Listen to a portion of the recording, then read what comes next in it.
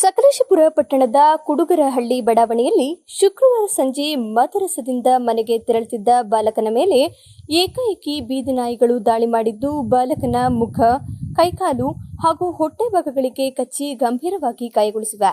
ಶಾಹಿದ್ ಗಾಯಾಳು ಬಾಲಕ. ಶ್ವಾನಗಳಿಂದ ತಪ್ಪಿಸಿಕೊಳ್ಳಲು ಆತ ಹರಸಾಹಸ ಪಟ್ಟರೂ ನಾಯಿಗಳು ದೇಹದ ವಿವಿಧ ಭಾಗಗಳಿಗೆ ಕಚ್ಚಿ ರಕ್ತಸ್ರಾವ ಉಂಟುಮಾಡಿದೆ. ಬಾಲಕನ ಕೂಗಾಟ ಕೇಳಿ ಓಡಿ ಬಂದ ಸ್ಥಳೀಯರು ಶ್ವಾನಗಳಿಂದ ಆತನನ್ನ ರಕ್ಷಿಸಿದರು. ತಕ್ಷಣವೇ ಗಾಯಾಳುವನ್ನ ಸಕಲೇಶಪುರದ ಕ್ರಾಫರ್ಡ್ ಆಸ್ಪತ್ರೆಗೆ ದಾಖಲಿಸಿ ಚಿಕಿತ್ಸೆಯನ್ನ ನೀಡಲಾಗುತ್ತಿದೆ. ಸಕಲೇಶಪುರ ಪಟ್ಟಣದಲ್ಲಿ ಬೀದಿ ನಾಯಿಗಳ ಹಾವಳಿ ದಿನದಿಂದ ದಿನಕ್ಕೆ ಹೆಚ್ಚಾಗ್ತಿದ್ದು, ಈ ಬಗ್ಗೆ ನಗರವಾಸಿಗಳು ಹಲವು ಬಾರಿ ಪುರಸಭೆಗೆ ದೂರು ನೀಡಿದ್ದಾರೆ.